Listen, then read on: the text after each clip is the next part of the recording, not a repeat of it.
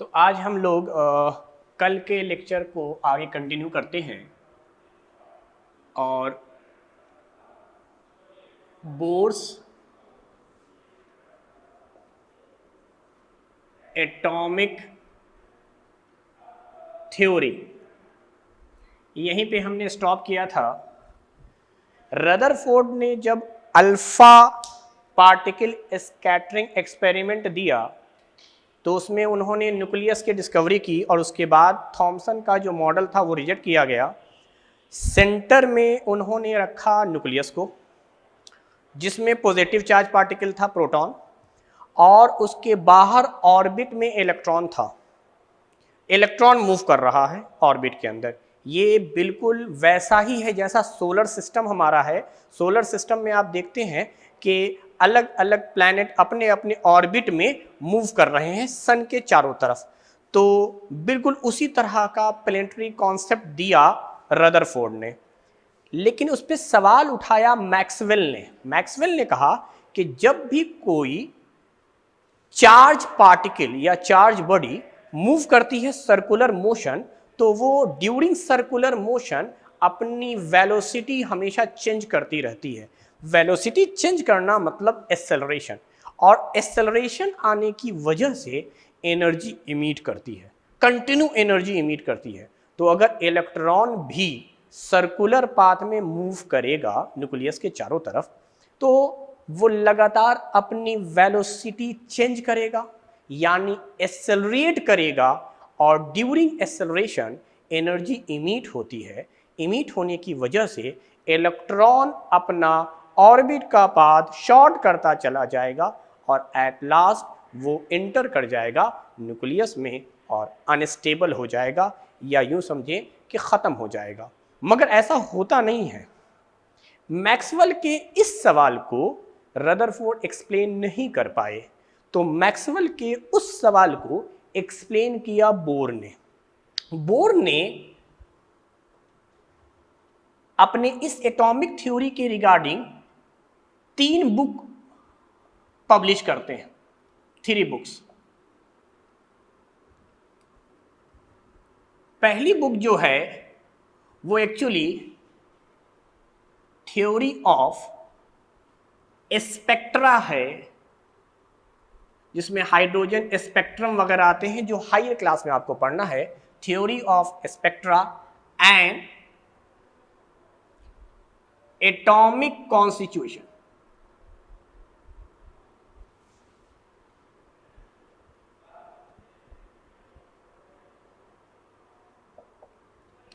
दूसरी बुक है जिसमें इन्होंने अपने इस मॉडल का जिक्र किया है, this is atomic theory.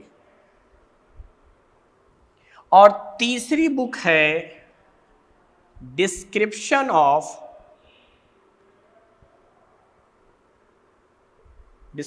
Of nature. Electron का नेचर एक्सप्लेन किया है प्लैंक क्वांटम थ्योरी वगैरह के साथ मिलकर। बहरहाल इनको इन 1922 he got Nobel Prize.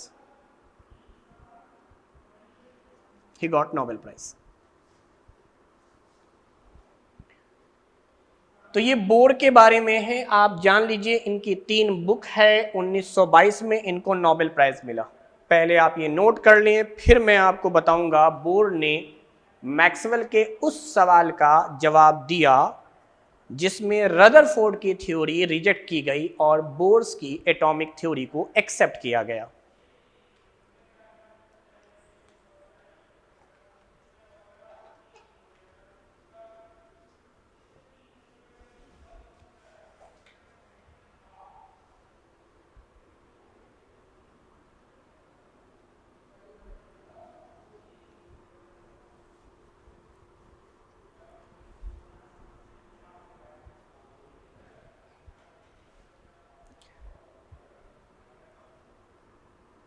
Bourse ने क्या कहा वो सुनिए। बोर्स ने ये कहा कि सेंटर में न्यूक्लियस होगा, पॉजिटिव चार्ज, और ये एक ऑर्बिट है, इसमें इलेक्ट्रॉन होंगे। फिर ये ऑर्बिट है, इसमें इलेक्ट्रॉन होंगे। बोर ने बिल्कुल वही स्ट्रक्चर दिया है जो रदरफोर्ड ने दिया है, बस एक्सप्लेनेशन का तरीका अलग था।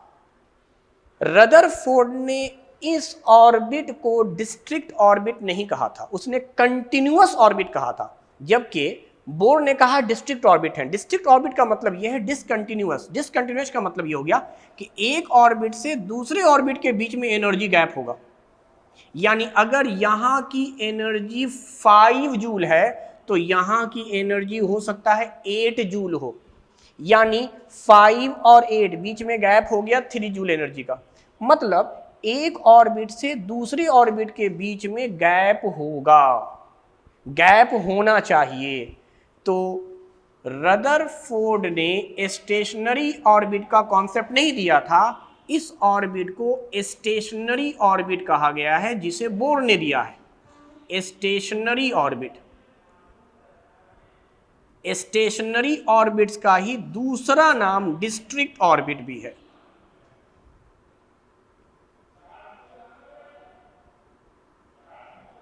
District orbit. अब सवाल ये उठा कि ये डिस्ट्रिक्ट ऑर्बिट या स्टेशनरी ऑर्बिट से क्या मुराद है, और ये फिर कैसे मैक्सवेल का जवाब दे रहा है।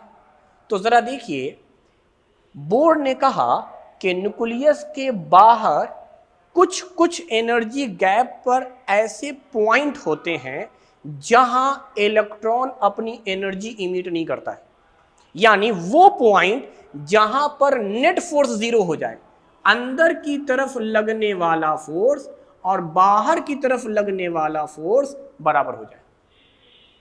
हालांकि ये अगर अपने इस ऑर्बिट से ये इलेक्ट्रॉन मूव करके इस ऑर्बिट पे आ जाए, इस ऑर्बिट पे आ जाए, तो यहां पर नेट फोर्स 0 नहीं होगा, या ये आगे मूव करके यहां चला जाए, इस ऑर्बिट पर नेट फोर्स 0 नहीं होगा, नेट फोर्स यहीं पे 0 होगा। तो जहां पर नेट फोर्स 0 नहीं होता है, जहां पर नेट फोर्स 0 नहीं होता है, वहां पर एनर्जी इमिट की जाती है। यानी अगर इलेक्ट्रॉन यहां पर होगा तो ये अपनी एनर्जी इमिट करता हुआ वापस यहां आएगा, और जब यहां आ जाएगा तो एनर्जी इमिट नहीं करेगा, फिर इसी पाथ में मूव करेगा, इसी पाथ में मूव करेगा। यही कॉन्सेप्ट था स्पेक्ट्रम का, कि अगर दूसरे ऑर्बिट से इलेक्ट्रॉन जरा भी इधर मूव किया तो अब आकर ये रुकेगा फर्स्ट ऑर्बिट में, ये फर्स्ट ऑर्बिट में ही आकर रुकेगा ग्राउंड स्टेट पर। तो इसी तरीके से इसको कहा गया है डिस्ट्रिक्ट ऑर्बिट। डिस्ट्रिक्ट ऑर्बिट आप समझे वो ऑर्बिट है जहां पर इलेक्ट्रॉन अपनी एनर्जी रिलीज नहीं करता है, इसी वजह से इलेक्ट्रॉन आसानी से अपने फिक्स्ड ऑर्बिट में न्यूक्लियस के चारों तरफ रिवॉल्व करता रहता है। यानी ये इलेक्ट्रॉन जो हैं they do not emit radiation. तो ये कॉन्सेप्ट था बोर का। बोर ने कहा कंटिन्यू ऑर्बिट नहीं है, कुछ कुछ गैप पर ऑर्बिट हैं, और ऑर्बिट वही प्लेस कहलाएगा जहां पर नेट फोर्स इलेक्ट्रॉन पे 0 हो जाए या इलेक्ट्रॉन अपनी एनर्जी रिलीज ना करे, अपना रेडिएशन इमिट ना करे। तो ये कॉन्सेप्ट था बोर का। तो यहां तक हम लोग पहले भी पढ़ चुके हैं कि पहले ऑर्बिट का नाम K है, दूसरे का नाम L है, इस तरीके से मूव होता जाता है। और हमने इलेक्ट्रॉनिक कॉन्फ़िगरेशन पढ़ लिया, वैलेंस इलेक्ट्रॉन पढ़ लिया, वैलेंसी का कॉन्सेप्ट पढ़ा। तो ऑलमोस्ट हम लोग 9th क्लास के चैप्टर 3rd और 4th पढ़ चुके हैं। तीसरा चैप्टर था एटम एंड मॉलिक्यूल्स, और 4th चैप्टर है स्ट्रक्चर ऑफ एटम, जहां isotope, isobar, isotone, isoelectronic species वगैरह का जिक्र था। और मैंने लास्ट क्लास में आपको बताया एटॉमिक थ्योरी, प्रोटॉन की डिस्कवरी। बस एक लास्ट डिस्कवरी आपको बताना बाकी है, this is discovery of neutron. Discovery of neutron. इसकी डिस्कवरी इसलिए सबसे आखिर में हुई क्योंकि न्यूट्रॉन एक न्यूट्रल पार्टिकल है, इस पे कोई चार्ज नहीं होता, इसका नेट चार्ज 0 है, न्यूक्लियस के अंदर है। तो होता क्या है वो देखिए, होता ये है कि बेरिलियम के ऊपर हीलियम का अटैक होता है, वही अल्फा पार्टिकल।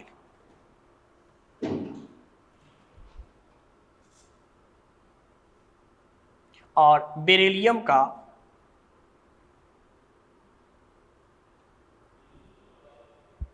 अब देखिए इन दोनों को, sorry, beryllium 4 and atomic mass is 9। Beryllium पर हम अल्फा पार्टिकल का एक तरह से बम्बार्ड कराते हैं, this is alpha particle, alpha particle या हीलियम मानिए, न्यूक्लियस अगर कंसीडर करेंगे तो अल्फा पार्टिकल है। अल्फा पार्टिकल किसको कहते हैं? न्यूक्लियस ऑफ हीलियम को, न्यूक्लियस ऑफ हीलियम एटम या हीलियम आयन। एटम से आयन बनने में आपको मालूम है कि चार्ज नहीं आता, सॉरी, न्यूक्लियस, एटम से आयन बनने में न्यूक्लियस में कोई चेंजेस नहीं आता, तो न्यूक्लियस में कोई चेंजेस नहीं है, इसलिए atomic number mass number same है। अब जब आप अल्फा पार्टिकल से बेरिलियम पे बम्बार्ड कराएंगे तो कार्बन बनता है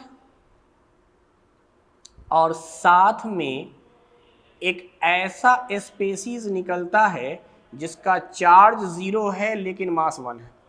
अब आप जरा देखें नीचे एटॉमिक नंबर को जोड़कर, जिसको हम लोग प्रोटॉन कह रहे हैं, 2 + 4 6, ये न्यूक्लियर रिएक्शन है कि हीलियम और बेरिलियम को जब रिएक्ट कराया तो बिल्कुल एक नए नेचर का आपको एलिमेंट मिल गया, एटॉमिक नंबर 6 वाले, यानी कार्बन आपको मिल गया। इसको न्यूक्लियर रिएक्शन कहते हैं। ऊपर जरा मास देखें, 4 और 9 13, 12 + 1 13। तो इस न्यूक्लियर रिएक्शन में आपको एक नए किस्म का पार्टिकल मिला जिसको न्यूट्रॉन कहा गया, जिसको न्यूट्रॉन कहा गया। और ये एक्सपेरिमेंट किया है जेम्स चैडविक ने।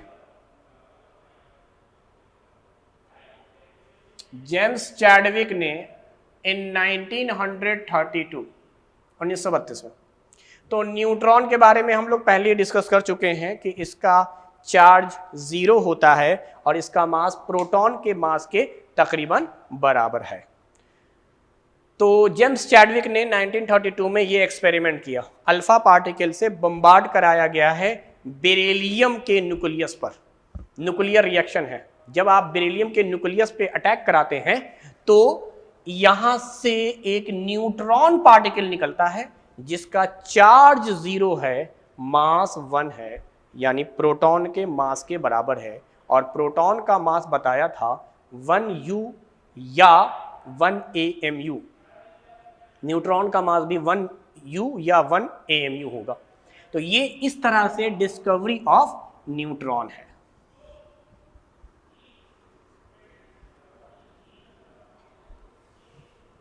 अब जो हम लोग टॉपिक पढ़ने जा रहे हैं वो न्यूमेरिकल पॉइंट ऑफ व्यू से बहुत इंपॉर्टेंट है। न्यूमेरिकल पॉइंट ऑफ व्यू से वो चैप्टर बहुत इंपॉर्टेंट है और मैं लिख रहा हूं टॉपिक का नाम मोल कॉन्सेप्ट। अच्छे से पढ़िएगा क्योंकि इस पर क्वेश्चन आता है और ये न्यूमेरिकल पार्ट है, आपको समझना पड़ेगा। मोल कॉन्सेप्ट,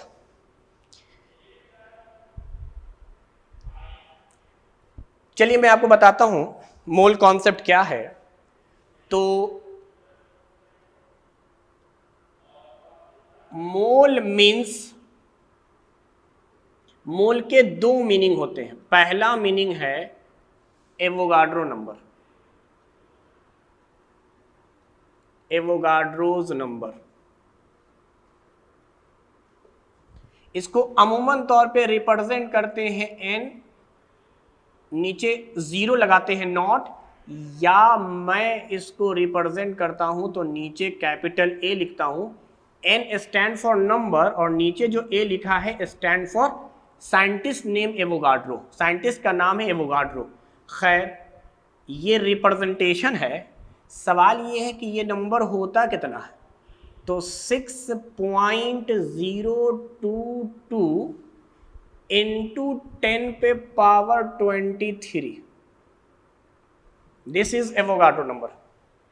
6.022 इंटू 10 पे पावर 23, इतने नंबर को हम लोग कहते हैं एवोगाड्रो नंबर, और ये मूल है, यानी मूल के माने ये होते हैं। मिसाल के तौर पे हम लोग कहते हैं डजन, दर्जन, यानी एक दर्जन में 12 पीस होता है, 12 पीसेस। आप इसको माने बिल्कुल ये पीसेस के नंबर दिए हुए हैं, तो दुनिया में कोई भी चीज अगर इतनी हो गई, कोई भी चीज, ये मार्कर है ना, अगर ये मार्कर 12 पीस हो जाएं तो क्या हम लोग कह सकते हैं 1 दर्जन मार्कर है, क्योंकि दर्जन का मतलब होता है 12। अगर ये मार्कर 2 पीस हो जाएं तो क्या हम लोग कहेंगे इसे 1 पेयर मार्कर, क्योंकि हमें सिखाया गया है पेयर के माने होते हैं 2। तो ऐसे ही आप जाने कि जब कोई नंबर इतना हो जाए, यानी मार्कर 6.022 इंटू 10 पे पावर 23, इतने पीसेस जब मार्कर मेरे पास हो जाएं तो मैं उन सारे मार्कर को मिलाकर 1 मोल कहूंगा या एवोगाड्रो नंबर कहूंगा। तो एवोगाड्रो नंबर की वैल्यू उतनी होती है और उसी को 1 मोल कहते हैं। तो 1 मोल मीन्स एवोगाड्रो नंबर मीन्स इतना पीस। आप इसको अपने मन से समझने के लिए कि शॉर्टकट में अगर समझें, 10 पीस मान लीजिए कि इस वैल्यू का मतलब 10 पीस, तो जो भी चीज 10 पीस होगी, 10 पीस होगी, मैं उसको 1 मोल कह दूंगा, बशर्ते 10 पीस की जगह मैं इतना लिखूंगा। अब इसको बार बार न बोलकर सिंपली मैं 10 बोल देता हूं, जस्ट फॉर बेटर अंडरस्टैंडिंग। मान लीजिए 10 पीस का मतलब होता है 1 मोल, तो कोई भी चीज 10 पीस हो, कोई भी चीज से मुराद यह है कि मान लेते हैं मार्कर, मैंने कहा डस्टर हो सकता है किताब आपके पास हो, 10 किताबों को एक जगह जमा करके आप कह सकते हैं कि ये 1 मोल होगा। 10 का मतलब ये वाला नंबर, तो एवोगाड्रो नंबर हो गया पहली बात। तो दूसरा जो मोल का मतलब होता है वो होता है मोलर मास। मोलर मास या इसी को कहते हैं molecular weight. Molecular weight, molar mass molecular weight के साथ एक पॉइंट लगाना जरूरी है कि अगर ये वेट होगा तो ये एक्सप्रेस किया जाता है इन ग्राम पर मोल। ग्राम पर मोल ये यूनिट है, मॉलिक्यूलर वेट की यूनिट है ग्राम पर मोल, यानी वेट ग्राम में होना चाहिए, वेट मस्ट बी इन ग्राम। तो मोलर वेट कैसे निकालेंगे वो तो मैं समझाऊंगा, लेकिन मोलर वेट का एक्सप्रेशन जरूर जानिए। दूसरी बात, मोलर वेट में ये भी आपको जानना है कि रिक्वायर्ड फॉर्मूला ऑफ कंपाउंड, जब तक आपके पास फॉर्मूला नहीं होगा तब तक आप मोलर वेट नहीं निकाल सकते। जैसे मैंने कहा था आपसे कि अगर मान लीजिए कार्बन का वेट लेना है तो कार्बन का तो वेट आ गया आपके लिए 12 ग्राम पर मोल, लेकिन कार्बन डाइऑक्साइड रहता तो 44 ग्राम पर मोल। तो देख रहे हैं आप, जैसे जैसे कंपाउंड का फॉर्मूला अलग अलग आ रहा है या कंपाउंड बदल रहा है, वेट बदल रहे हैं। तो मैं अभी एवोगाड्रो नंबर को डील नहीं करूंगा, सबसे पहले मोलर मास निकलवाना सिखाता हूं आपको कि मोलर वेट कैसे आप निकालेंगे एक मोल का। तो मोल में 2 ही चीजें याद रखनी है, एक तो मोल का मतलब मोलर वेट और दूसरा मोल का मतलब एवोगाड्रो नंबर। तीसरी बात अगर आप यहीं पे समझ लें तो वो भी आसान है कि मोल का SI यूनिट होता है मोल। बस फर्क क्या है कि जो टर्मिनोलॉजी है उसमें लास्ट में ई है, यानी टोटल 4 लेटर हैं, जबकि यूनिट में 3 लेटर MOL। तो मोल की यूनिट मोल ही होती है, मोल की यूनिट मोल ही होगी। और एवोगाड्रो नंबर भी यूनिट अगर मैं देखूं तो मैं कहूंगा इतना जो नंबर है वो पर मोल है, इसीलिए तो कहा गया 1 मोल में इतने नंबर। इसलिए 1 मोल का जो वेट आवेगा वो ग्राम में मोलर मास कहलाएगा। हमेशा 1 ग्राम की बात होगी, पर मोल से मुराद 1 मोल का वेट, 1 मोल का वेट, 1 मोल का नंबर। तो मोल एक्चुअली 2 ही चीज है, नंबर और वेट। आगे चलकर आप पढ़िएगा मोल वॉल्यूम भी है, मोल चार्ज भी है, लेकिन अभी हमें स्टार्टिंग करने के लिए सिर्फ यही 2 कॉन्सेप्ट चाहिए। इसी 2 कॉन्सेप्ट पे सारे क्वेश्चन आपके बन जाएंगे। तो आप बस 2 चीजों का ख्याल रखिएगा कि मोल एक एवोगाड्रो नंबर है और साथ में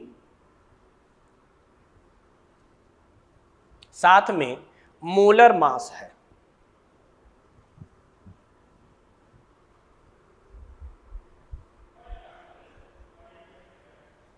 तो जैसा कि मैंने कहा था आपसे कि मोलर वेट के लिए आपको क्या चाहिए, आपको चाहिए मॉलिक्यूलर फॉर्मूला। तो मैं यहां पे मॉलिक्यूलर फॉर्मूला लिख रहा हूं।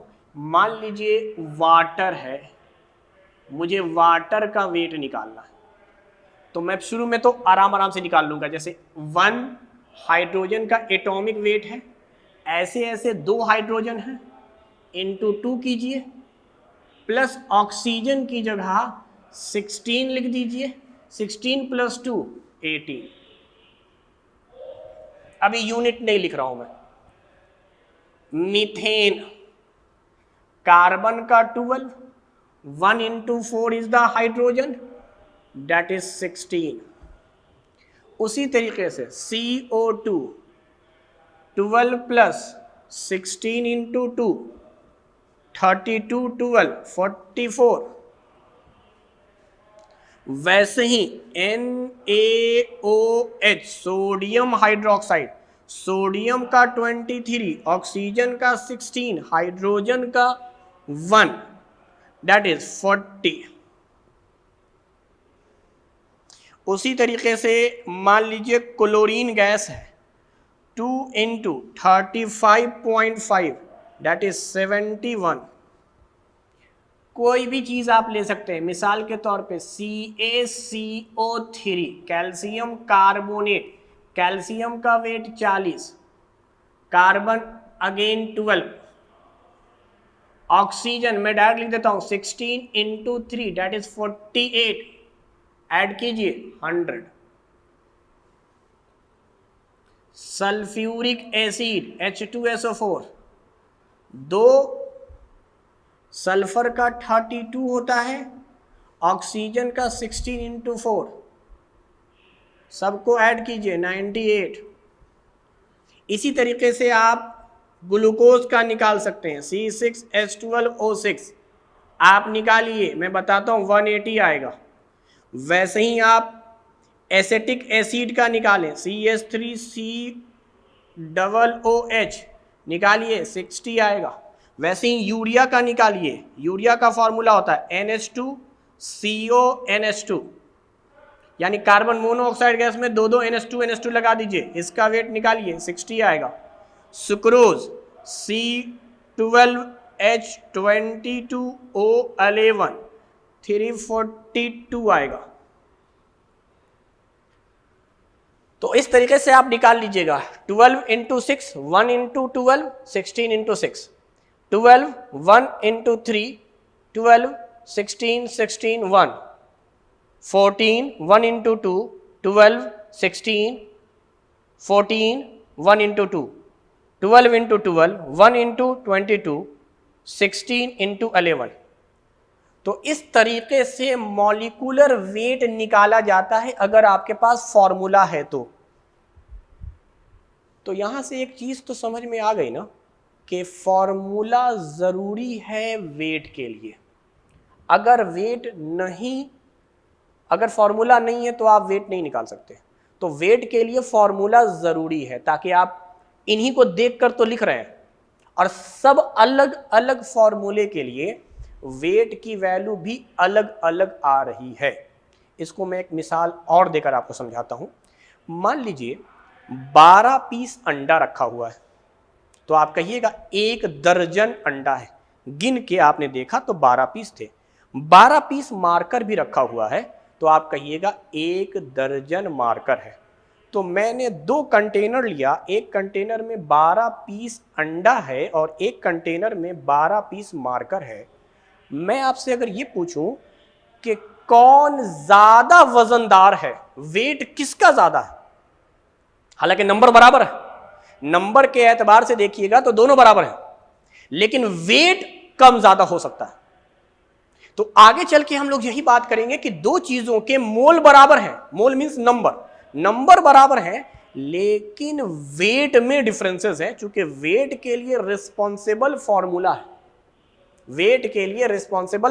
है, तो आप ऐसा नहीं कह सकते कि नंबर अगर बराबर है तो वेट भी बराबर होगा, ऐसा बिल्कुल नहीं कह सकते, आगे हम देखेंगे। तो ये हमारा मोलर मास निकालने का एक तरीका था कि आप एटॉमिक मास जानते हैं, उन्हीं को आप ऐड करते चले जाइए, आपको मॉलिक्यूलर वेट मालूम हो जाएगा। अब मैं जो बताने जा रहा हूं वो क्या है वो सुनिए। मैंने लिखा था कि मोल के माने होते हैं मोलर मास, और मोलर मास की यूनिट होता था मोल, ग्राम पर मोल। वो क्या है वो जरा समझते हैं। मान लीजिए 1 सोडियम की पीस है, एक पीस सोडियम एटम है बस। तो एक पीस सोडियम एटम का वेट 23। याद रखिएगा, हर जब भी एटम का जिक्र होगा तो यूनिट आएगा यू, इतना होगा। बहुत ज्यादा अगर डिटेल में इसको आप लिखेंगे तो आप याद कीजिए, मैंने यू को क्या बताया था। मैंने कहा था यू जो होता है वो प्रोटॉन का मास है या न्यूट्रॉन का मास है, और प्रोटॉन और न्यूट्रॉन के मास कितने होते थे, 1.67 इंटू 10⁻⁻⁴ ग्राम।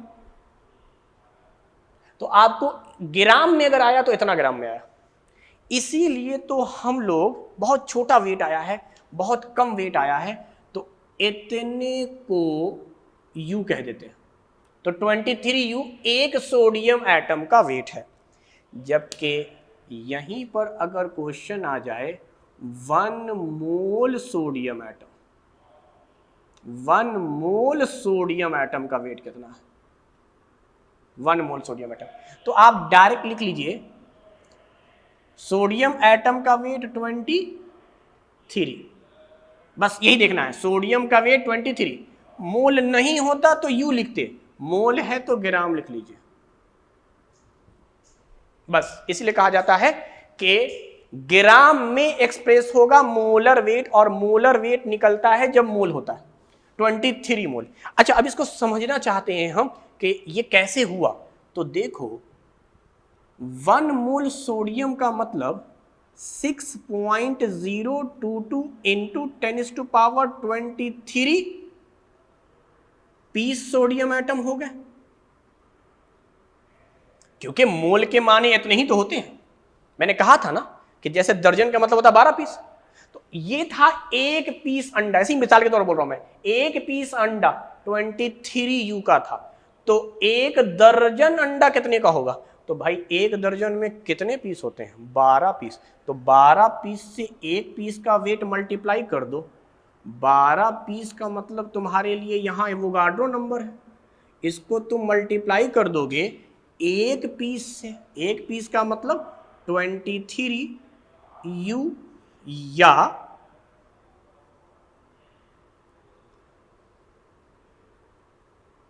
U की जगह 1.67 इंटू 10⁻⁻24 ग्राम। ये तो करते हैं, एकदम आराम से समझिए हो क्या रहा है।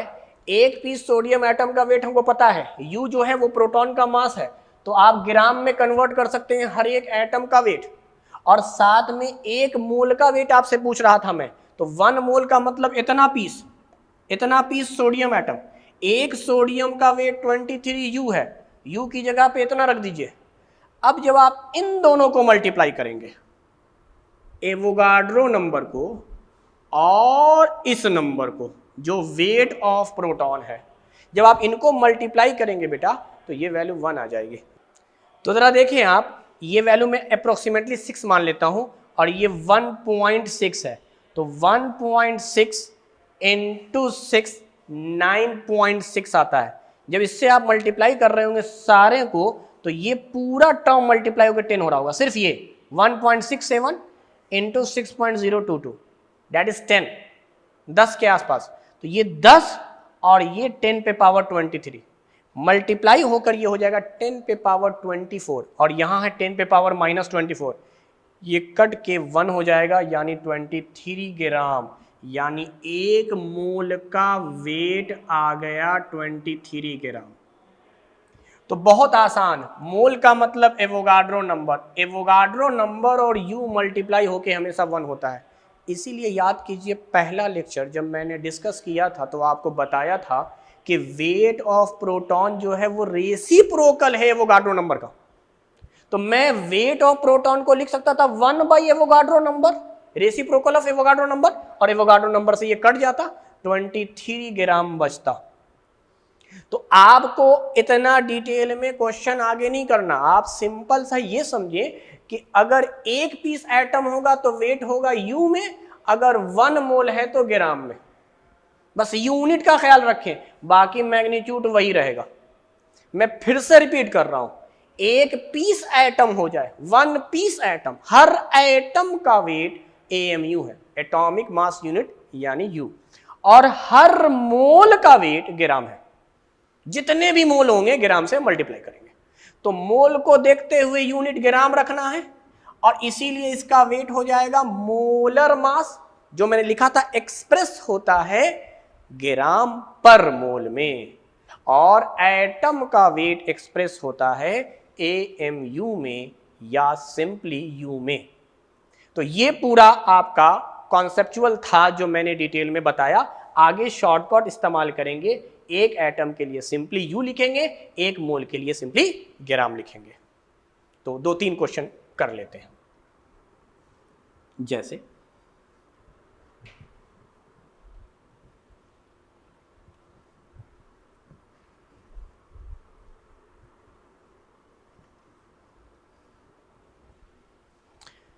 चलिए क्वेश्चन ले रहे हैं, कहीं पर हमें लिखा हुआ मिल गया 1 मोल कार्बन डाइऑक्साइड गैस। अब इसके क्या माने हुए? तो अगर क्वेश्चन में आपसे पीस पूछ रहा हो कि कार्बन डाइऑक्साइड के कितने पीसेस हैं, तो 1 का 1 लिखिए, मोल का जो मतलब होता था नंबर में वो लिख देंगे, 1 मोल का जो भी मतलब होता है नंबर में वो लिख देंगे। तो मोल का मतलब होता है एवोगाड्रो नंबर। इतने पीस क्या हैं? इतना नंबर है CO2 का, इतना नंबर है CO2 गैस का, यानी कार्बन डाइऑक्साइड के इतने पीसेस होंगे 6.022 इंटू 10⁻23। अच्छा, इन सारे पीसेस को अगर हम मेजर करें, तौलें, वजन करें, वेट करें तो कितना होगा? तो जरा देखिए, 1 का 1 लिखना है, चूंकि मोल है तो नंबर में तो एवोगाड्रो लिखने को कह रहा हूं मैं, और वेट में ग्राम लिखने को कह रहा हूं। बस ये याद रखिएगा, यूनिट ग्राम बना है। CO2 का वेट निकाल लीजिए, CO2 का वेट निकालिएगा 44 आएगा, कार्बन का 12, ऑक्सीजन का 16 इंटू 2 यानी 44 ग्राम। ये 1 मोल कार्बन डाइऑक्साइड गैस का वेट हो गया, 1 मोल कार्बन डाइऑक्साइड का नंबर हो गया। अगला सवाल देख लेते हैं, अगर यही होता 2 मोल क्लोरीन गैस Cl2, कितने क्लोरीन गैस हैं? तो 2 इंटू क्लोरीन, मोल के माने हो गए Avogadro number 10⁻23, number of Cl2 gas. अगर मुझे वेट निकालना है तो 2 लिखूंगा, मोल है तो यूनिट ग्राम में आना है। क्लोरीन का वेट 35.5 इंटू 2 दैट इज 71 ग्राम। अब ये आप कैलकुलेट करके जो लाना है ले आइए, जैसे 1 इंटू 2 2, 7 इंटू 2 142 ग्राम। इसको कैलकुलेट करना चाहते हैं आप कैलकुलेट कर लीजिए, 6 दूनी 12 044 इंटू 10⁻23। यहीं पर एक बात और आपको समझा दें, सिग्निफिकेंट फिगर लिखने का तरीका यह है कि जब भी 10 पे पावर में कोई चीज लिखी जा रही है तो ख्याल रखिएगा ये जो वैल्यू है, ये वैल्यू जो है उसको एक्सप्रेस करना है आपको 1 के बाद पॉइंट, यानी एक डिजिट के बाद पॉइंट होना चाहिए, 1 डिजिट के बाद पॉइंट होना चाहिए। यानी ये पॉइंट देखिए, जैसे यहां पर है ये 6 के बाद ही पॉइंट है, यानी 1 डिजिट के बाद पॉइंट है, और ये जो डिजिट है वो नॉन जीरो होना चाहिए। यानी उस पर अभी आने से पहले मैं बता दूं, अगर मान लो मुझे लिखना है 023.1908 इंटू 10 पे पावर 24, इसको सिग्निफिकेंट फिगर में लिखना है, तो अब आप इस पॉइंट को उठाकर सिर्फ इस 2 के बाद रखें, जीरो नहीं रखना है, जीरो नहीं लिखा जाता है, यानी ये बनेगा 2.31908 इंटू 10 टू पावर, ये पावर देखूंगा क्या होगा। लेकिन ये सिंपल सा कॉन्सेप्ट समझिए कि नॉन जीरो मतलब ये डिजिट जीरो नहीं होनी चाहिए, उसके बाद पॉइंट होगा, और 2 डिजिट के बाद पॉइंट नहीं होगा, 3 डिजिट के बाद पॉइंट नहीं होगा, पॉइंट हमेशा 1 डिजिट के बाद होगा, और जिस डिजिट के बाद आप पॉइंट लिख रहे हैं वो डिजिट जीरो नहीं होना चाहिए, मतलब नॉन जीरो। यानी यहां पर अगर मैंने यहां पॉइंट लिखा है तो यहां पर 2 की जगह पर 1 आ सकता था, 3 आ सकता था, 4 5 6 7 8 9, जीरो नहीं आ सकता, जीरो कभी नहीं हो सकता, हमेशा नॉन जीरो के बाद ही पॉइंट लिखेंगे। अब एक बात और सुनिए, इससे जब आप ये ला रहे हैं तो क्या आप इस डेसिमल को उठाकर इधर ले आ रहे हैं?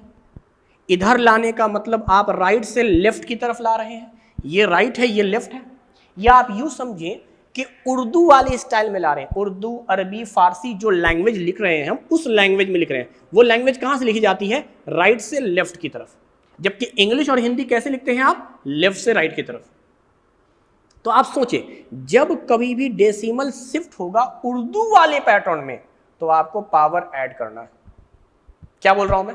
उर्दू वाले पैटर्न में जब कभी भी जाएंगे, उर्दू अरबी वाले पैटर्न में पावर ऐड करेंगे तो आप 1 डिजिट क्रॉस किए हैं तो 1 पावर ऐड कर देंगे। पहले 24 था, अब ऐड करके 25 हो गया, अगर ये उर्दू वाले स्टाइल में चल रहे हैं तो। सिमिलरली अगर आप हिंदी वाले स्टाइल में चल रहे हैं या इंग्लिश वाले पैटर्न में चल रहे हैं, डेसिमल को शिफ्ट कर रहे हैं, तो आप सब्सट्रैक्ट करेंगे, घटाएंगे, यानी माइनस लगाएंगे। क्लियर? उर्दू वाली स्टाइल में पावर ऐड होगा, इंग्लिश वाले में, अब जैसे इसी को मान लो, इसी को मैं इसमें कन्वर्ट करना चाह रहा हूं, तो इसको उठाकर अगर मैं यहां ले आता तो ये वापस बन जाता, तो ये इधर जब आएगा तो हिंदी वाले स्टाइल में आया, तो 1 डिजिट क्रॉस किया है, 1 पावर सब्ट्रैक्ट कर दो। क्लियर? लास्ट बात, अगर बेटा ये पावर माइनस में होता, ये क्वेश्चन होता हमारे पास, तो कुछ नहीं, आप सिंपली पहले इसको ये बना लेते। क्लियर?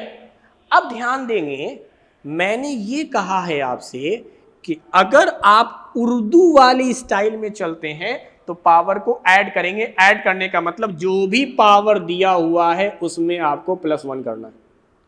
पहले 24 था, ये माइनस नहीं था, तो 24 में 1 ऐड करके 25 लिख दिया था। अब चूंकि ये -24 है तो -24 में 1 ऐड करेंगे तो ये -23 हो जाएगा बेटा।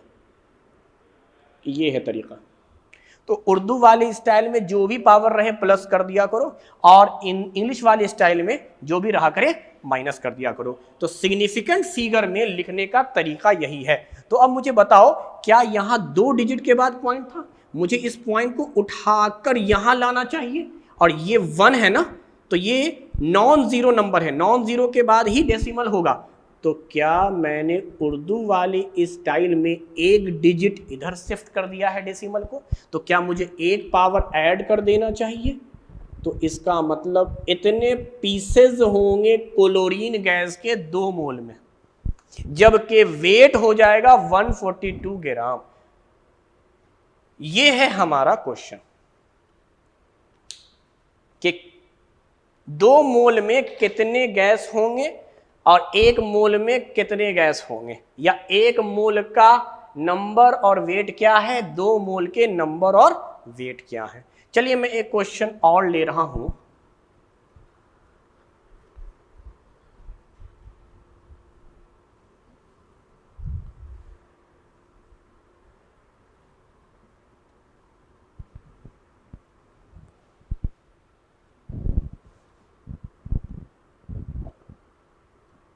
मुझे इसको अरेंज करना है इन डिक्रीजिंग ऑर्डर। पहला सवाल है बाई नंबर और दूसरा सवाल है by mass, and the options are, पहला ऑप्शन है 0.1 मोल हाइड्रोजन गैस, दूसरा है 0.01 मोल कार्बन सॉलिड, तीसरा है 5 मोल हीलियम, और चौथा ऑप्शन है 2 mole ammonia NH3 gas, helium gas.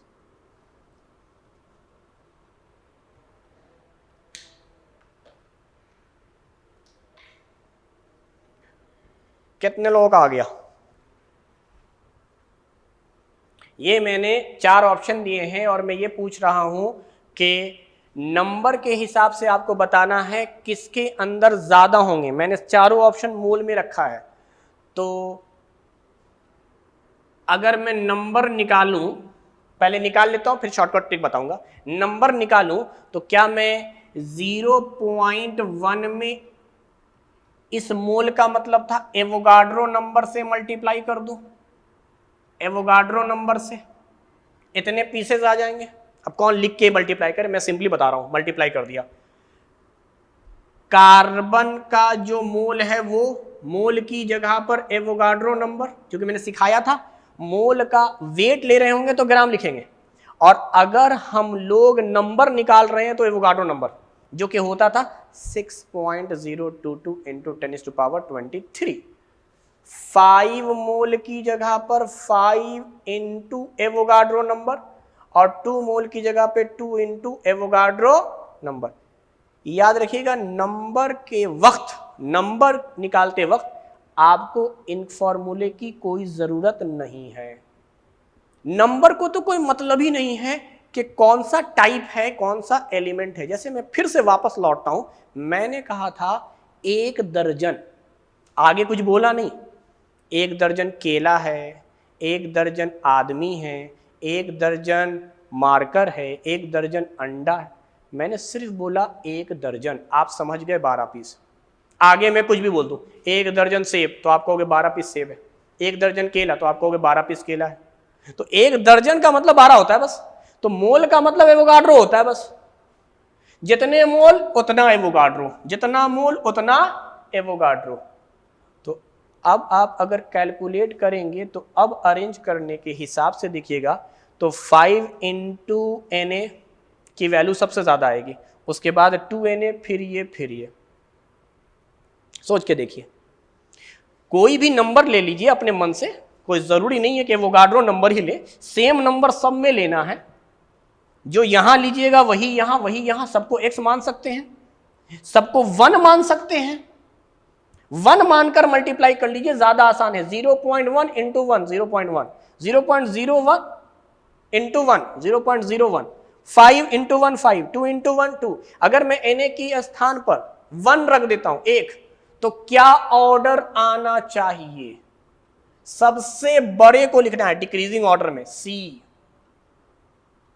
फिर D, फिर A और उसके बाद B। ये ऑर्डर आया, नंबर का ऑर्डर आया। अब देखिए इसका शॉर्टकट क्या है, इतना लंबा जाने की जरूरत नहीं थी।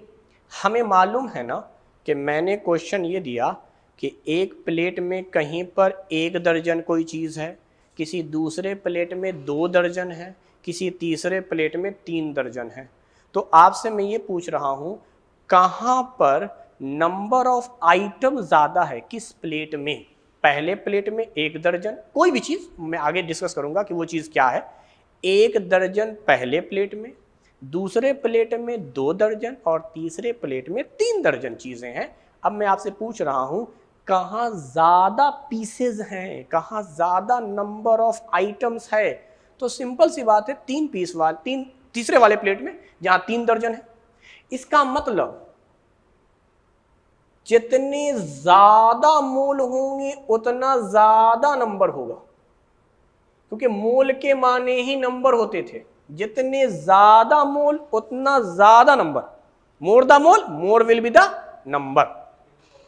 क्लियर? तो अब आप देखें, यहीं पर आपको समझ में आ जाएगा कि आपको सिर्फ और सिर्फ मोल का ऑर्डर लिख देना था। मोल का ऑर्डर 5 मोल इन सबों में सबसे ज्यादा है, उसके बाद 2 मोल, फिर इतना, फिर इतना। तो जहां ज्यादा मोल होंगे वहां ज्यादा नंबर होगा, जहां कम मोल होंगे वहां कम नंबर होगा। तो आपको एवोगाड्रो नंबर लिखकर मल्टीप्लाई करके वैल्यू कंपेयर करने की जरूरत नहीं है। आप सिंपली मोल निकालें, जिसका मोल ज्यादा उसका नंबर ज्यादा।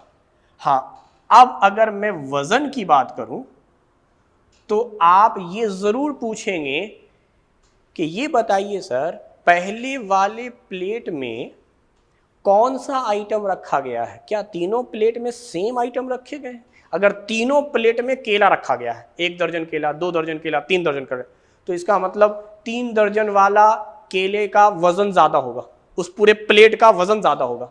लेकिन अगर मैं सिचुएशन बदल दूं, मैं ये कहूं कि नहीं, पहले वाले प्लेट में अंडा है, 1 दर्जन अंडा है, दूसरे वाले प्लेट में 2 दर्जन केला है और तीसरे वाले प्लेट में 3 दर्जन अंगूर है, ग्रेप्स। अब बताओ वजन किसका ज्यादा है? तो अब नंबर से ताल्लुक नहीं है, वजन मास जो है वो फॉर्मूला चाहिए। फॉर्मूले का मतलब ये हो गया कि उसका इंटरनल प्रॉपर्टी क्या है, उसके शेप पर, साइज पर, उसके अंदर प्रोटॉन, न्यूट्रॉन, सेंटर, मतलब मास निकालना है तो फॉर्मूला चाहिए। इसीलिए मैंने इस क्वेश्चन में आपको नंबर और मास दोनों बोला निकालने को। तो नंबर तो बहुत आसान, मोल जिसका ज्यादा, नंबर आंख बंद करके ज्यादा कह देंगे। हाँ, मास जब निकालना होगा तो आपको मास निकाल कर तब बताना होगा, आप ऐसे नहीं बता सकते। तो मैं मास निकलवा रहा हूं, मैं मास निकालूंगा फिर बोलूंगा। मास को कभी भी मोल पर मत बोलो, मोल को नंबर पे बोल दो। मोल ज्यादा, नंबर ज्यादा। मास मोल के लिए तो ग्राम हो गया यूनिट, फॉर्मूले पर डिपेंड करेगा। तो जरा निकाल कर देखते हैं। 0.1 मोल 0.1, अब क्या लिखा हुआ है? Hydrogen gas. इसका वेट आता है 1 × 2 2। क्योंकि मोल है तो यूनिट ग्राम में, मोल नहीं होता तो यूनिट यू होता। 0.01 ठीक है, मोल का मतलब ग्राम, कार्बन का मतलब 12। 5 मोल हीलियम, हीलियम का वेट 4 ग्राम। 2 मोल अमोनिया, अमोनिया का वेट 14 इंटू 3 17 ग्राम। तो अब जरा कैलकुलेट कीजिए, 17 इंटू 2 34 ग्राम, 5 इंटू 4 20 ग्राम, 12, इसको 1 मानकर चले, 0.01 है, पॉइंट अभी हटा दें, 12 इंटू 1 12, 2 डिजिट के बाद आपको पॉइंट लिखना है, यानी 0.12 ग्राम। मैं अभी सिग्निफिकेंट फिगर में नहीं लिख रहा हूं, चूंकि सिग्निफिकेंट फिगर में नहीं, सिग्निफिकेंट फिगर में लिखना होता तो मैं लिखता इस पॉइंट को उठाकर यहां, यानी इसको अगर मैं लिखता तो मैं इस तरह लिखता 1.2 इंटू 10 पे पावर, नहीं कुछ है तो ये माना जाता है कि 10 पे पावर 0 है, क्योंकि 10 पे पावर 0 ही की वैल्यू 1 होती है। तो आप इसके बाद लिख सकते हैं 10 पे पावर 0।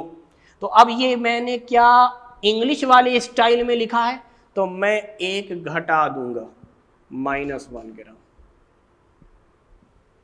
खैर, 2 को 1 से मल्टीप्लाई करेंगे 2 होगा, 1 डिजिट के बाद पॉइंट लिखना है, दैट इज 0.2 ग्राम।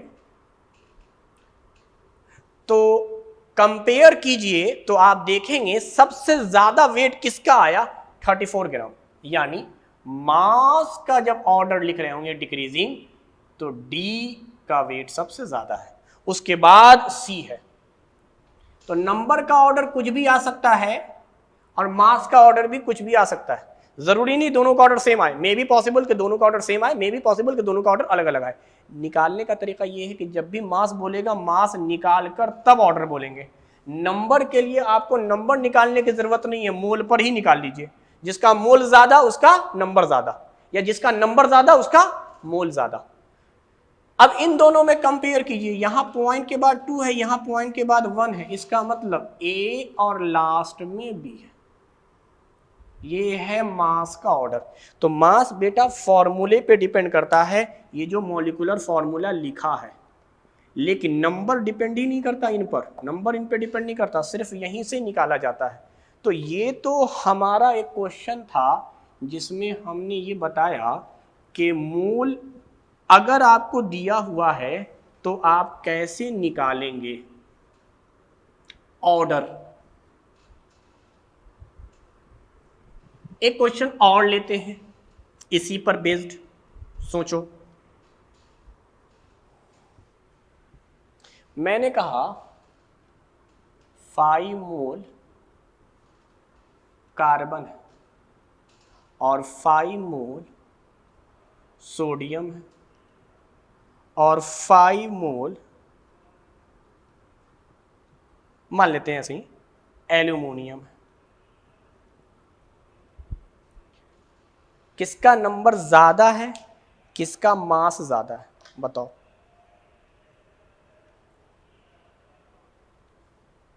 किसका नंबर ज्यादा है, किसका मास ज्यादा है, इन तीनों में। और एक चौथा भी हम ले लेंगे, 5 मोल कोई एलिमेंट है X, ये 4 हो गए, इनमें सबसे ज्यादा वजन किसका और सबसे ज्यादा नंबर किसका। तो देखिए पहला कॉन्सेप्ट सीख लीजिए, मोल चूंकि सबका बराबर है तो नंबर सबके बराबर हो गए, मोल सबका बराबर है तो नंबर सबके बराबर हो गए। वेट के लिए निकालना होगा, तो मैं फिर से वापस बोल देता हूं, 5 इंटू मोल की जगह पर एवोगाड्रो नंबर लिख दो, या अगर वेट निकालना है तो कार्बन का वेट है 12 और मोल के लिए ग्राम 5, नंबर लिखना है तो आगे ध्यान ही नहीं देना है, इसका मतलब एवोगाड्रो नंबर। और अगर वेट रखना है तो ये ग्राम में था, ये 23, 5 मोल मतलब एवोगाड्रो नंबर, वेट निकालना है 5 into this is gram, this is 27, aluminium का वेट 27 होता है। 5 मोल एक्स 5 इंटू एवोगाड्रो नंबर, तो आप देखें नंबर सबका बराबर, नंबर सबका बराबर, चूंकि मोल बराबर था तो नंबर सबका बराबर।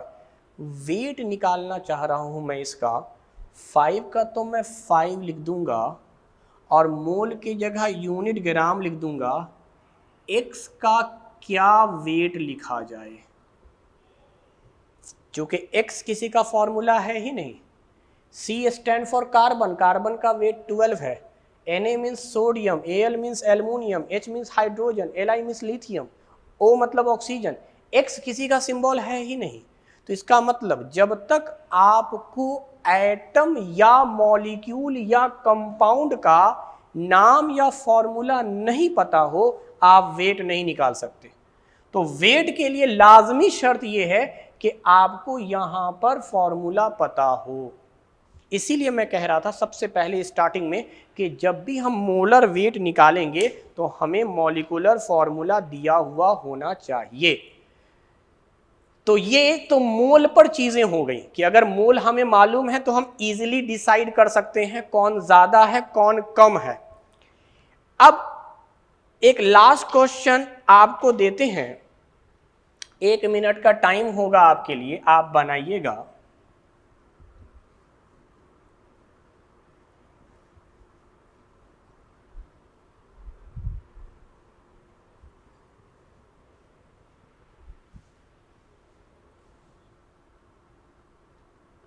आपको वापस अरेंज करना है,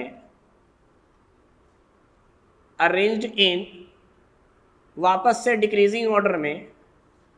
पहला सवाल वही बाय नंबर अरेंज करना है, दूसरा सवाल बाय मास या वेट अरेंज करना है आपको।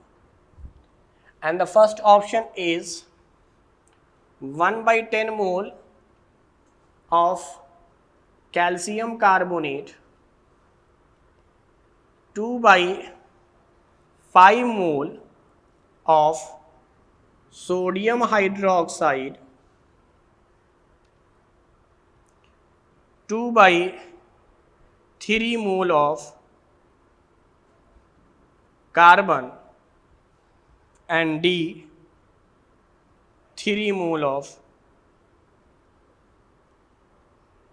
hydrogen gas।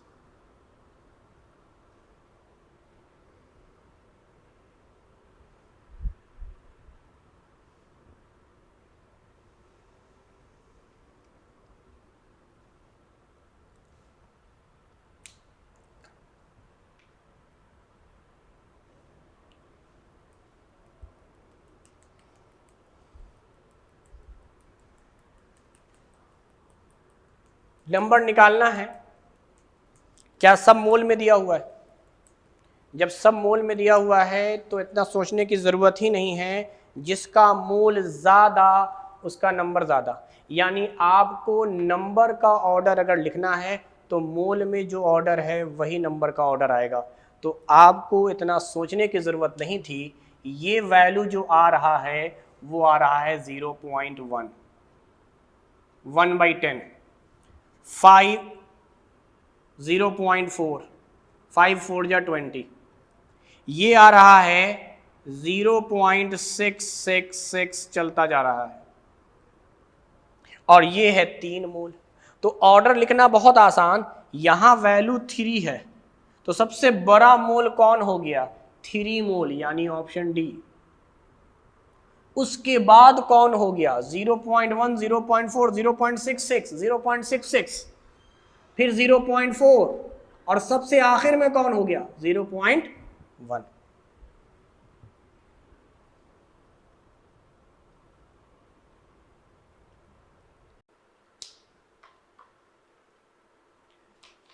तो ये ऑर्डर आ गया आपका नंबर का। तो नंबर का ऑर्डर आप देख रहे हैं बहुत आसान है, एक बार मोल का जो ऑर्डर आ रहा है वही नंबर का ऑर्डर आ रहा है। तो हमारे पास लकली यहाँ पर क्वेश्चंस मोल में दिए हुए हैं। अभी मैं आगे जब पढ़ाऊंगा तो मोल को गायब कर दूंगा, क्वेश्चन जरूरी नहीं है कि मोल पर आए, ये तो स्टार्टिंग कॉन्सेप्ट इसलिए आपको सिखा रहा हूं। तो जो मोल का ऑर्डर वही नंबर का ऑर्डर, लेकिन मास जब निकालना था आपको तो मास तो फॉर्मूले पे डिपेंड करता है। तो सिर्फ आपको मोल से थोड़ी मतलब है, आपको तो मोल और साथ में जो फॉर्मूला है उसको मल्टीप्लाई करना है। तो इसके माने ये हो गए कि मास आप निकाल कर फिर कंपेयर करेंगे। मोल और नंबर के लिए तो निकालने की जरूरत ही नहीं थी, जो मोल का ऑर्डर वही नंबर का ऑर्डर, लेकिन मास निकालना होगा बेटा, तो 1/10 लिख दो। जानते हो कि ये मोल तो यूनिट बता रहा है ग्राम। कैल्शियम कार्बोनेट का जब वेट आप निकालोगे फॉर्मूला लगाकर तो 100 आएगा। कैल्शियम का 40 होता है, कार्बन का 12 होता है, ऑक्सीजन का 16 इंटू 3 48 होता है। सबको ऐड करोगे 100 आ जाएगा, यानी ये पूरा कैलकुलेट होकर आया 10 ग्राम। यहां पर निकालते हैं 2/5 का 2/5। मोल तो ये बता रहा है कि यूनिट ग्राम में आएगा। सोडियम हाइड्रोक्साइड का वेट आता है 40 और मोल था इसीलिए यूनिट लगा दिया ग्राम। सोडियम का 23, ऑक्सीजन का 16, हाइड्रोजन का 1, ऐड करोगे 40 होगा। इनको कैलकुलेट करोगे 16 ग्राम। इसे सॉल्व कर लो। 2/3 कार्बन का वेट होता है 12, मोल में है इसलिए ग्राम।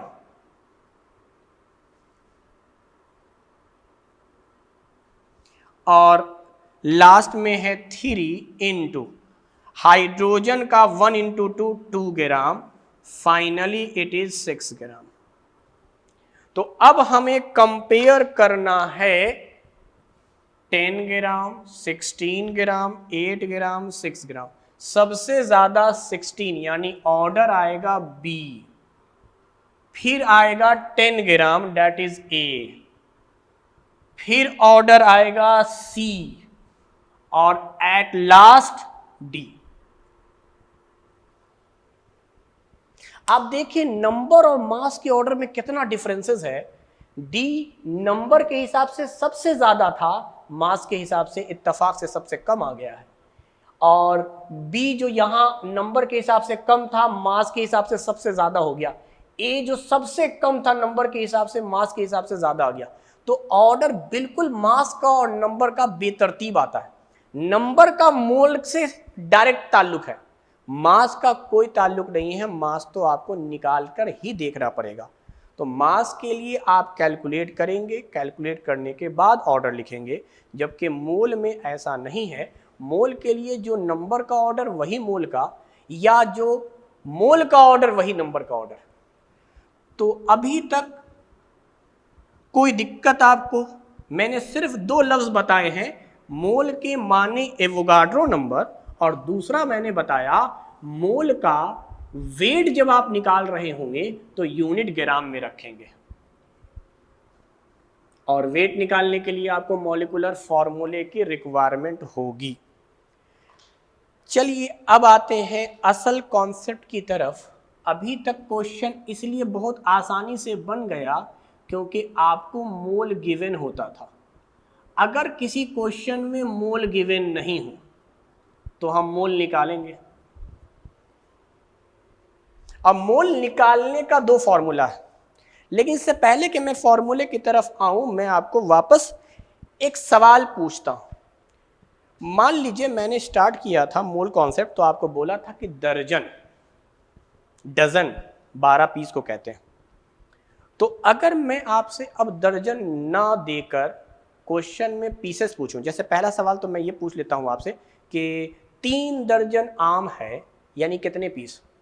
तो आप कहेंगे 3 दर्जन आम का मतलब हो गया 36 पीस, क्योंकि 1 दर्जन का मतलब 12 होता है।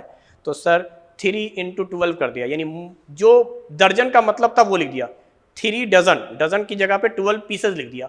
बिल्कुल जैसे मोल में मैं बता रहा था आपको कि 5 मोल, तो 5 इंटू एवोगाड्रो नंबर। अब मैं सवाल क्या पूछ रहा हूं, कहीं पर लिखा हुआ है 60 पीस अंगूर है, 60 पीसेस अंगूर हैं, ग्रेप्स। आपको बताना है कितने दर्जन हुए और कैसे निकाल रहे हैं यही बताइए मुझे। 60 पीस अंगूर का दाना है, दर्जन में जब हम कैलकुलेट करेंगे तो कितना दर्जन होगा? 5 दर्जन। कैसे निकालेंगे? तो जो गिवन नंबर मैं आपको दे रहा हूं दैट इज 60, उसको आप ऊपर रख रहे हैं और दर्जन के मतलब से आप डिवाइड कर रहे हैं, यानी आपने निकाला 60 डिवाइड बाई 12, तो 60 डिवाइड बाई 12 जो आया वो आया 5। अगर मैं आपसे ये पूछता कि कितने जोड़े हैं अंगूर के, पेयर में बताना कितने पेयर ग्रेप्स हैं, अगर वही 60 दूं तो अब आप बोलेंगे 30 पेयर हैं, क्योंकि अब आप उसी 60 को 2 से डिवाइड कर रहे होंगे। तो आपको क्या समझ में आ रहा है, अगर मुझे मोल निकालना है तो जो भी नंबर दिया हुआ होगा उसको ऊपर रखूंगा। जैसे अंगूर के दानों का नंबर 60 था, और जो पूछ रहा था दर्जन पूछ रहा था, तो दर्जन का मतलब होता था 12, 12 से डिवाइड किया था। पेयर पूछ रहा था तो पेयर का मतलब 2 होता था, 2 से डिवाइड। मोल पूछ रहा हूं तो मोल के मतलब से डिवाइड कर दो, मोल का मतलब एवोगाड्रो नंबर। तो अगर आपको मोल निकालना है तो मोल के मीनिंग से डिवाइड कर दो, जो भी नंबर दिया हुआ है डिवाइडेड बाय एवोगाड्रो नंबर, ये जो वैल्यू आएगी दैट इज मोल। दूसरा तरीका, जो कि मोल का मतलब तो वेट भी होता था, तो अगर वेट दिया है और वेट होना ही चाहिए ग्राम में, उसको किससे डिवाइड करेंगे, मोलर मास से या मोलर वेट से। मोलर वेट का यूनिट याद करो, ग्राम पर मोल पढ़ाया गया है, इसीलिए गिवन वेट किसमें होने चाहिए, ग्राम में, ताकि ग्राम से ग्राम कटे, ये पर मोल ऊपर जाकर मोल बन जाए। तो मोल की यूनिट मोल होती थी। तो गिवन वेट को मॉलिक्यूलर वेट से डिवाइड करना है, नंबर को एवोगाड्रो नंबर से डिवाइड करना है। तो जब कभी भी आपको मोल निकालना हो तो मोल के मीनिंग से डिवाइड कर दो, नंबर दे देगा तो नंबर वाले मीनिंग से डिवाइड करोगे, वेट दे देगा तो वेट वाले मीनिंग से डिवाइड करोगे, क्योंकि मोल का यही 2 मीनिंग था। तो नंबर को नंबर से डिवाइड करो, वेट को वेट से डिवाइड करो, मोल आ जाएगा। जैसे एग्जाम्पल के तौर पे अगर कहीं पे लिखा हुआ है 40 ग्राम हाइड्रोजन है, अब ये वेट दिया हुआ, मोल नहीं दिया हुआ है कि हाइड्रोजन पता नहीं कितने थे नहीं मालूम, लेकिन उन सबको जब वेट किया गया तो उसका वेट आया 40 ग्राम। क्वेश्चन पूछ रहा है कितने मोल हाइड्रोजन हैं, कैसे निकालेंगे, वही तरीका मोल निकालने का। मोल निकालने का तरीका, गिवन वेट 40 और हाइड्रोजन का वेट 2, ये फॉर्मूले से हम लोग जो वेट निकालते हैं उसका मोलिकुलर मास या मोलर मास होता है। तो 1 into 2 2, 40 divide by 2 that is 20, यानी 20 मोल H2 है। अब इसको आप वापस देखेंगे तो 40 ग्राम ही आएगा। कैसे आएगा, अभी हमने सीखा था, क्या मैं 20 को 20 रहने दो, मोल की जगह यूनिट ग्राम लिख दूं और H2 का फॉर्मूला मास 2 लिख दूं, 2 ग्राम इंटू 20 दैट इज 40 ग्राम, 40 ग्राम। तो जब कभी भी आपको वेट दे दे और मोल निकालने को कहे तो आप इसके मॉलिक्यूलर वेट से डिवाइड कर दो, यही फॉर्मूला लगाकर, तो आपके पास आ जाएगा 20 मोल हाइड्रोजन। एक और फायदा है इसमें, आपको इस वक्त जो दिया हुआ है ये हाइड्रोजन किस में दिया हुआ है, वेट में दिया हुआ है। क्वेश्चन में ये भी पूछ सकता था ना कि कहीं पर रखे हुए हैं हाइड्रोजन, उनको जब तौला गया तो उसका वजन निकल कर आया 40 ग्राम। आप मुझे ये बताइए कितने हाइड्रोजन के गैस पार्टिकल हैं, यानी नंबर बताना कितने H2 मिलेंगे ताकि उसका वजन 40 ग्राम होगा, नंबर बताना है। तो आप डायरेक्ट नंबर मत निकालो, आपको वेट देगा, आप चुपचाप से मोल निकाल लोगे। एक बार बेटा मोल आ गया ना तो अब हम इसे कन्वर्ट कर सकते हैं नंबर में, मोल की जगह एवोगाड्रो लिख दो, 20 इंटू एवोगाड्रो, यानी इतने हाइड्रोजन के पीसेस मिलेंगे तो उसका वजन आएगा 40 ग्राम। तो ये बहुत ही आसान कॉन्सेप्ट हो जाएगा, तुम मोल में निकाल लो हर चीज को, उसके बाद मोल की जगह पे रख दो। अगर वजन बोलेगा तो 2 ग्राम, अगर नंबर बोलेगा एवोगाड्रो नंबर, तो इजीली कन्वर्ट हो जाएंगे। जैसे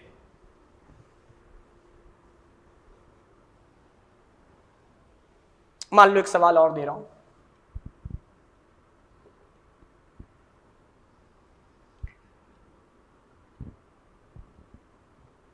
50 ग्राम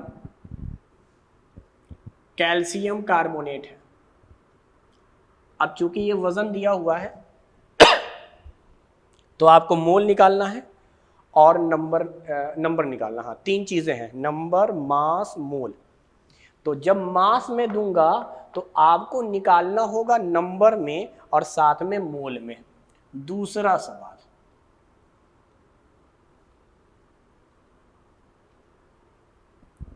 $49 ग्राम सल्फ्यूरिक एसिड, H2SO4। तीसरा सवाल, 3.011 into 10⁻23 number of calcium atom.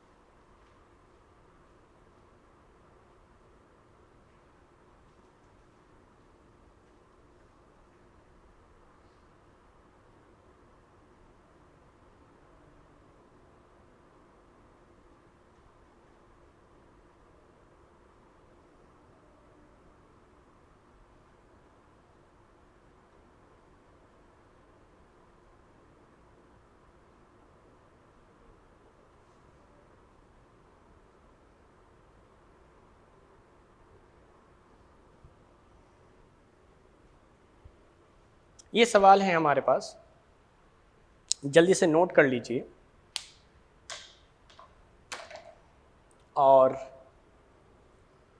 खुद से ट्राई कीजिए। 1 मिनट का टाइम है आपके पास।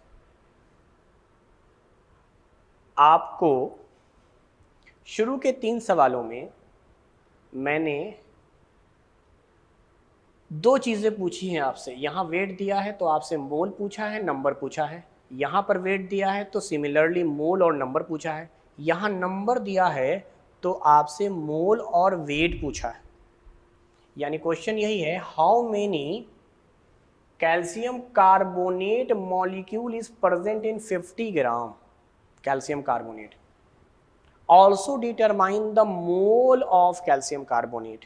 यहां पर बोला जा रहा है how many molecule of sulphuric acid present in 49 ग्राम। यहां पर है what is the weight of calcium atom present in 3.011 into 10⁻23 number of calcium atom.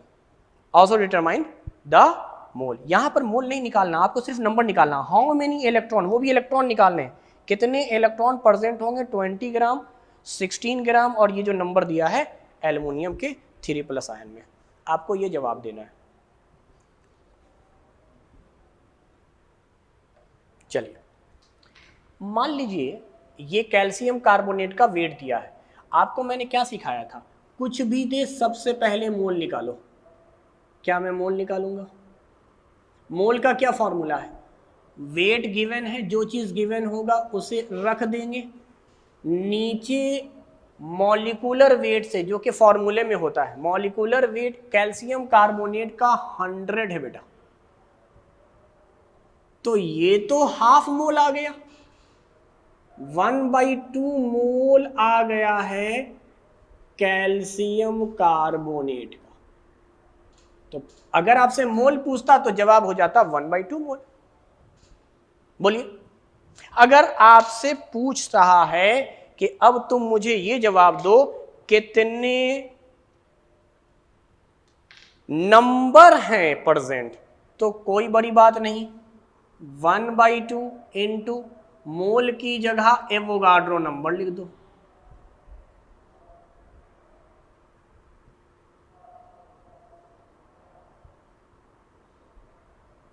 इतने नंबर हो गए।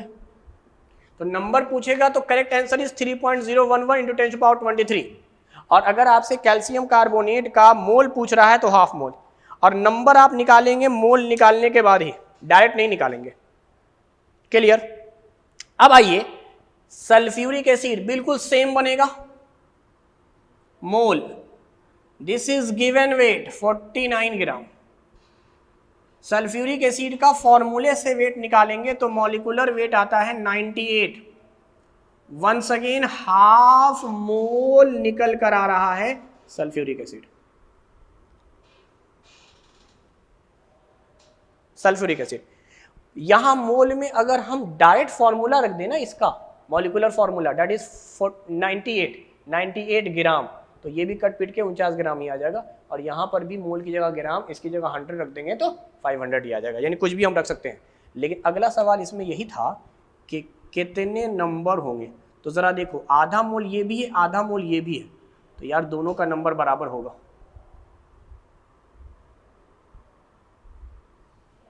काटोगे 2 से, 3.011 इंटू 10⁻23, यानी अगर मोल बराबर है तो नंबर भी बराबर होंगे। वजन की कोई गारंटी नहीं है, वजन फॉर्मूले पे डिपेंड करता है बेटा। तो देखो दोनों का वजन अलग अलग है, यहाँ 50 ग्राम, यहाँ 49 ग्राम, वेट अलग अलग है, लेकिन मोल इत्तेफाक से दोनों का बराबर आया, इसलिए नंबर दोनों के बराबर आ गए। अब आते हैं हम लोग, इस बार हमें दिया है क्वेश्चन में नंबर, तो सबसे पहले जो मोल निकालेंगे कैल्शियम एटम का, उसमें हम लोग गिवन नंबर को ऊपर रखेंगे। वेट देता था तो वेट को ऊपर रखते थे, नंबर देगा तो नंबर को ऊपर रखेंगे, जो भी देगा उसको ऊपर रखेंगे। नीचे क्या करेंगे, मॉलिक्यूलर वेट से मल्टीप्लाई करते थे वेट वाले केस में, जो कि मॉलिक्यूलर वेट मतलब होता था मोल का। नंबर वाले में एवोगाड्रो नंबर से डिवाइड करेंगे, एवोगाड्रो नंबर से। क्या ये 1/2 अगेन आ गया? तो तीनों का तीनों नंबर के हिसाब से बराबर है। ये कैसे पता चला? मोल ने बताया। 1/2 मोल, 1/2 मोल, ये भी निकल कर आ रहा है 1/2 मोल, 1/2 मोल क्या? Calcium atom. अगर वजन निकालना हो तो अब ये ग्राम और ये 40, यानी 20 ग्राम। यानी इन तीनों में हम चाहें तो ऑर्डर भी लिख सकते हैं। जरा देखो, इन तीनों में अगर ऑर्डर बोलता, नंबर का ऑर्डर बोलो, तो नंबर में तो यही दिया हुआ है, ये दोनों तो नंबर में है नहीं। तो अब आप सबका नंबर मत निकालो, सबको मोल निकालो, सबका मोल निकालो। इसका मोल 1/2, इसका मोल 1/2, इसका मोल 1/2, कहेंगे तीनों बराबर है। नंबर में तीनों बराबर है, तीनों बराबर है। देख लो, आया भी था नंबर 3.011 इंटू 10⁻23, इसका भी आया था 3.011 इंटू 10⁻23, ये भी उतना ही है 3.011 इंटू 10⁻23। यानी मोल बराबर, नंबर बराबर, वेट बराबर नहीं। इसका वेट 50, इसका 49, इसका वेट निकल कर आया 20, तो वेट के हिसाब से ये ग्रेटर, फिर उसके बाद ये, फिर ये। तो ये तरीका है हमारे पास। नंबर देगा एवोगाड्रो से डिवाइड, वेट देगा तो मॉलिक्यूलर वेट से डिवाइड।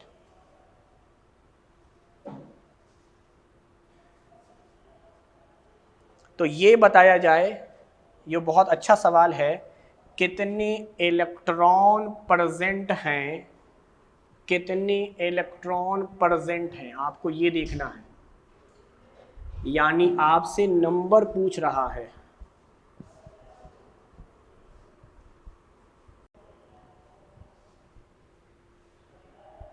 क्या करेंगे बताइए? 20 ग्राम हाइड्रोजन है। सबसे पहले आपको मोल निकालना है। कितना वेट दिया? 20 ग्राम। हाइड्रोजन का मॉलिक्यूलर वेट 2, क्या ये 10 मोल आ गया? 10 मोल H2 है। कुछ भी नहीं करना, जो दिया हुआ है सीधे मोल निकाल लो, मोल आ गया।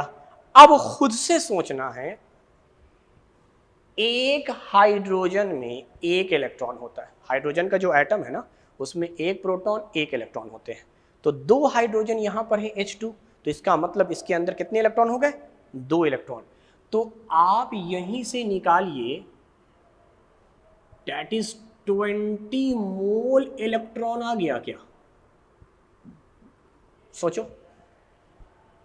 भाई, इसको हटा दो, इसमें सिर्फ सोचो कितने इलेक्ट्रॉन हैं। तो यहां 2 इलेक्ट्रॉन है, 2 electron into 10 mole, that is 20 mole electron. आपको सिर्फ यही तो सोचना था कि इसमें कितने इलेक्ट्रॉन, इसका कितना वजन, 2 ग्राम। समझ में आ रहा है? प्रोटॉन बोलता 2 प्रोटॉन, न्यूट्रॉन बोलता 0, हाइड्रोजन में कोई न्यूट्रॉन नहीं होता है। तो प्रोटॉन भी उतना ही, इलेक्ट्रॉन भी उतना ही, क्योंकि ये तो एटम है भाई, एटम ही तो मॉलिक्यूल बना, कोई चार्ज वास थोड़ी है। तो 20 मोल इलेक्ट्रॉन। अब क्या चाहिए? अब 20 इंटू इलेक्ट्रॉन का नंबर निकालना है। तो मोल किसी भी चीज के नंबर के लिए यही वैल्यू रखता है, किसी भी चीज के लिए वैल्यू तो यही रखता है। इतना नंबर हो गया। एक और बात जो थोड़ा सा एडवांस वर्जन है, क्वेश्चन अगर आपसे ये पूछ रहा होता how many charge on electron in 20 gram hydrogen, क्या पूछ रहा है आपसे? अभी पूछा नहीं, मैंने खुद से माना कि अगर सवाल ये होता कितने चार्ज होंगे, तो इतना तो नंबर हो गया ना, 20 इंटू इतने नंबर ऑफ इलेक्ट्रॉन आ गए ना। अब एक इलेक्ट्रॉन पे कितना चार्ज होता है? -1.6 इंटू 10⁻⁻19 कूलम। तो अगर कभी सवाल आ जाता, मैं ऐसे ही ले रहा हूं फिर इसको मिटा दूंगा, अगर चार्ज पर सवाल होता तो मैं क्या करता? 20 इंटू 6.022 इंटू 10⁻23, इतने इलेक्ट्रॉन है और हर इलेक्ट्रॉन पे -1.6 इंटू 10⁻⁻19 कूलम चार्ज। तो ये माइनस से मल्टीप्लाई होकर टोटल माइनस में आता, बाकी 1.6 20 इतना मल्टीप्लाई पावर कॉलम में आता। अगर यही सवाल होता how many weight of electron in 20 gram hydrogen, तो अगर मुझे वेट निकालना होता तो 20 इंटू 6.022 इंटू 10⁻23, एक इलेक्ट्रॉन का वेट 9.1 इंटू 10⁻⁻31 किलोग्राम।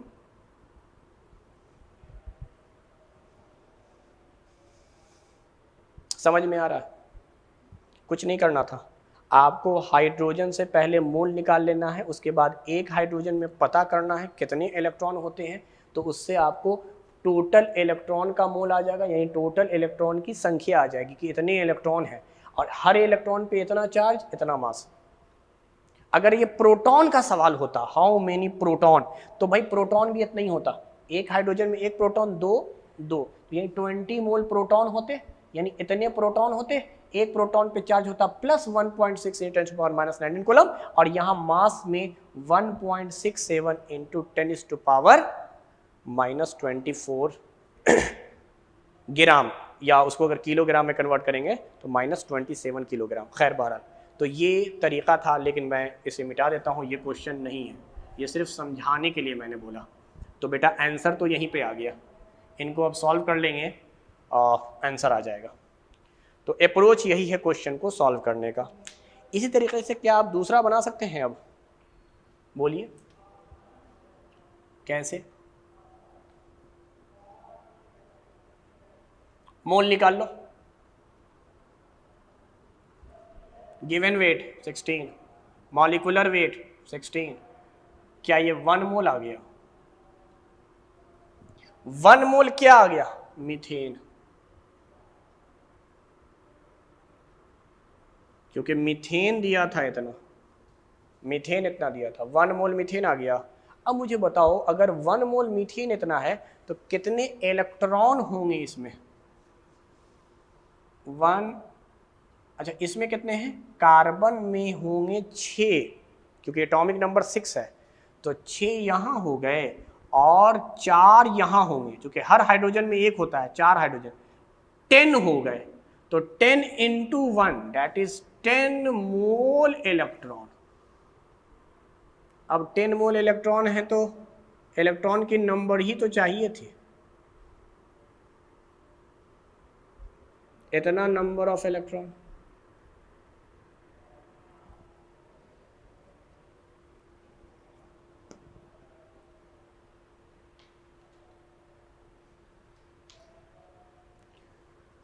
लास्ट सवाल है तीसरा।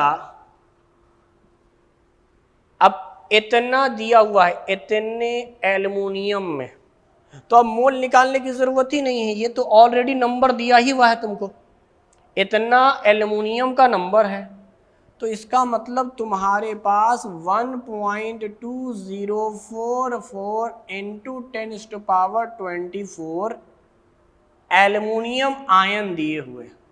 तो आप बस ये पता करो कि एक एल्युमिनियम में कितने इलेक्ट्रॉन। तो यहां से आपको साफ दिख रहे हैं कि एक एल्युमिनियम में 10 इलेक्ट्रॉन, क्योंकि एल्युमिनियम का एटॉमिक नंबर 13 होता है बेटा, 13 है तो 13 प्रोटॉन होंगे, और 3 प्रोटॉन ज्यादा दिख रहे हैं, यानी 10 इलेक्ट्रॉन। तो एक में 10 से मल्टीप्लाई कर दो, 1.2044 into 10⁻²4 into 10 number of electron, 10 number of electron. आप इसको लंबा करके भी बना सकते हैं बिला वजह कि ये नंबर दिया है तो पहले हम मोल निकालें, तो 1.0244 इंटू 10⁻²4 एवोगाड्रो नंबर से डिवाइड करें, एवोगाड्रो नंबर से डिवाइड करें, तो एवोगाड्रो नंबर से डिवाइड करोगे तो क्या होगा, यहाँ से 23 काट दो, 10 से मल्टीप्लाई हो गया तो इसको 12 समझो, 6 से काट दो 2, यानी 2 मोल एल्युमिनियम प्लस 3 आ गया। अब सोचो एक एल्युमिनियम में 10 प्रोटॉन होते हैं, प्लस 3 इसलिए 10 इलेक्ट्रॉन होते हैं, सॉरी 10 इलेक्ट्रॉन इंटू 2, क्या ये 20 मोल इलेक्ट्रॉन हो गया, 20 मोल इलेक्ट्रॉन हो गया। अब 20 इंटू एवोगाड्रो नंबर करोगे, यही वैल्यू आएगी, यही वैल्यू आएगी, चेक कर लेते हैं। क्या इस जीरो से इसको कर दिया ख़त्म, 6 इंटू 12 इंटू 10⁻²4, ये भी बातचीत उतनी ही आई ना, इसको 10 से मल्टीप्लाई कर देंगे तो ये हो जाएगा 12.044।